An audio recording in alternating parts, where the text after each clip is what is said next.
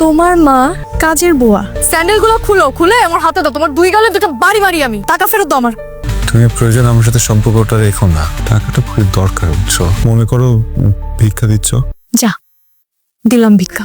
আর যেন কখনো আমার ত্রিসীমানাও তোমাকে না দেখি। আমার বাবার কোনো ব্যবসা নেই, ইনফ্যাক্ট আমার বাবাই নেই। আমি যখন অনেক ছোট উনি মারা গেছেন। আমার মা আছেন, একটা ছোট বোন, ওরা দুজনেই গ্রামে থাকে। আমার মা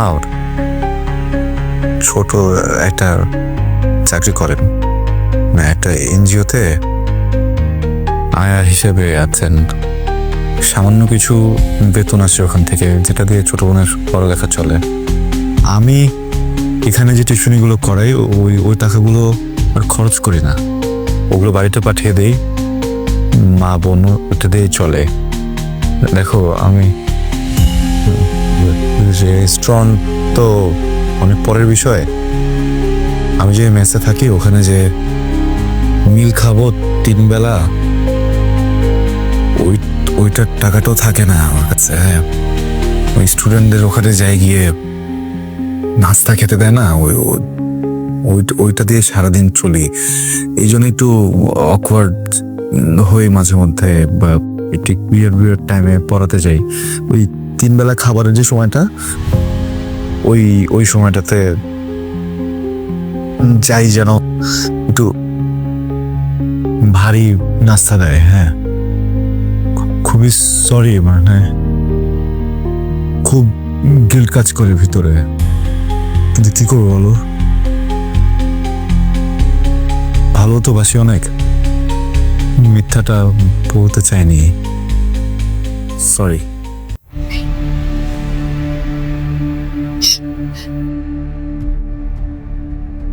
তুমি এতদিন আমাকে মিথ্যা কথা বলছো। তোমার মা আয়া, তোমার বাবা নাই। এত মিথ্যা কথা বলার পর আবার তুমি টাকা নিছো আমার থেকে। তাই চেহারা দেখছো আয়নায় নিজে? দাঁড়াইছো কখনো আয়নার সামনে? তোমার সাথে আমার যায়? মানে বাস্তবতা বলতে তো একটা জিনিস থাকে, তাই না? রিয়েলিটি শব্দটা শুনছো কখনো? স্যান্ডেলগুলো তো তোমার। স্যান্ডেলগুলো খুলে আমার হাতে দাও। তোমার দুই গালে দুটো বাড়ি মারি আমি। টাকা ফেরত দাও আমার। এক্ষুনি আমার টাকা ফেরত দাও। আমি ছেলে মিথ্যাটা বলে টাকাটা নিয়ে যেতে পারতাম, তো আমি সত্যটা বললাম। টাকার জন্য সত্যি বলছো? সত্যি বলে উদ্ধার করে ফেলছো তুমি। এক্ষুনি এই মুহূর্তে আমার টাকাটা ফেরত দাও, আর এরপর এই চেহারা জীবনেও যেন আমি না দেখি।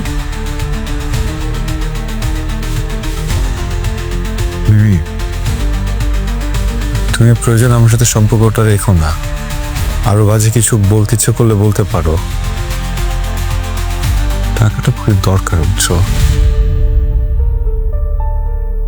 জানি রাগ করে আসো। মনে করো ভিক্ষা দিচ্ছ, কেউ তো ভিক্ষা ফেরত দেয় না, তাই না? আমি কথা দিলাম আমি এটা আগের মাসে ফেরত দিয়ে দেবো।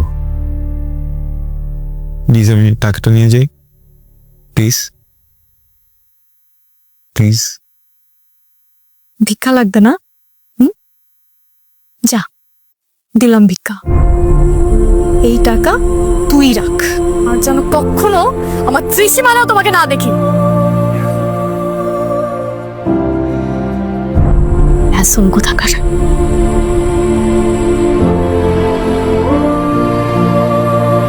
আমি না কষ্ট পাইনি, আসলেই কষ্ট পাইনি। যে জিনিসটা ঘটবে এর আভাস আমরা যখন আগে থেকেই পাই, তখন আর কষ্ট পাই না। এটা একদিন হওয়ারই ছিল। আমরা যা ভাবি তা ঘটে গেলে সেই কষ্ট আমাদের ছুঁতে পারে না।